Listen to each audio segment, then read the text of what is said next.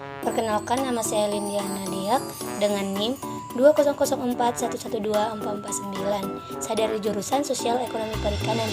Di sini saya akan menjelaskan tentang osmoregulasi, di mana osmoregulasi adalah proses mengatur konsentrasi garam dan menyeimbangkan pemasukan serta pengeluaran cairan tubuh oleh sel atau organisme hidup.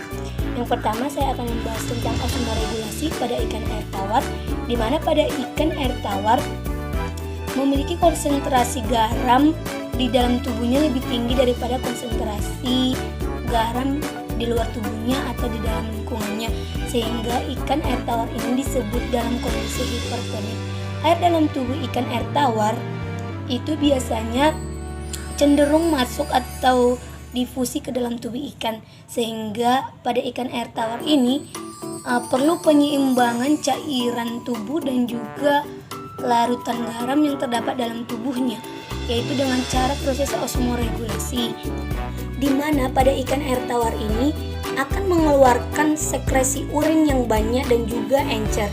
Pada insang ikan air tawar terdapat sel klorid yang dimana fungsinya itu untuk mengambil garam-garam dari air yang masuk ke dalam tubuh ikan ini, dan di dalam tubuh ikan itu terdapat ginjal, di mana ginjal itu fungsinya untuk menyaring air yang masuk dan tetap mempertahankan kadar garam yang dibawa oleh air untuk tetap berada di dalam tubuh ikan, sehingga keseimbangan dalam cairan tubuh ikan itu tetap terjaga.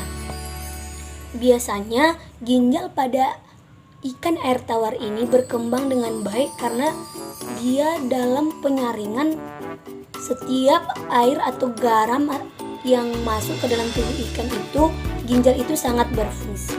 Yang kedua yaitu sistem osmoregulasi pada ikan air laut, di mana sistem osmoregulasi pada ikan air laut ini kebalikan dari sistem osmoregulasi pada ikan air tawar, di mana pada ikan air laut ini konsentrasi dalam tubuhnya lebih rendah daripada konsentrasi dari lingkungannya, sehingga biasanya dalam kondisi ini disebut dengan hipotonik. Biasanya air cenderung keluar dari tubuh ikan atau osmosis.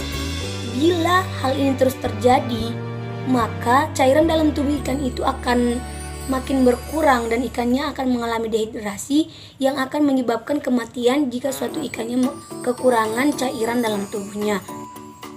Untuk mempertahankan cairan atau kadar garam dalam tubuh ikan ini, ikan air laut akan melakukan sistem di mana akan minum lebih banyak untuk menggantikan cairan dalam tubuhnya yang osmosis tadi, dan juga akan mengeluarkan urin yang pekat atau lebih sedikit daripada ikan air tawar.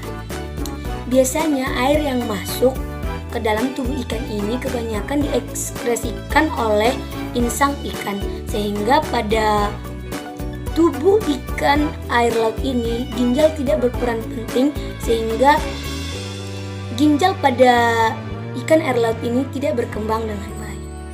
Yang ketiga ada sistem osmoregulasi pada ikan hiu. Pada ikan hiu, konsentrasi cairan dalam tubuh dan juga lingkungan dari ikan hiu ini hampir sama, di mana konsentrasi dalam lingkungan di luar tubuh ikan hiu ini yaitu konsentrasinya 1000 ml osmol per gram, dan pada dalam tubuh ikan ini yaitu 1100 ml osmol per gram. Ini dikarenakan senyawa yang terdapat pada darah ikan hiu itu yaitu mengandung nitrogen dan juga urea. Dalam senyawa nitrogen itu terdapat TMAO, yaitu senyawa yang berfungsi untuk menjaga konsentrasi garam-garam dalam darah ikan hiu itu tetap stabil. Begitulah sedikit penerangan dari saya tentang sistem osmoregulasi pada ikan hewan air laut, pada ikan hewan air tawar, dan juga pada ikan hiu.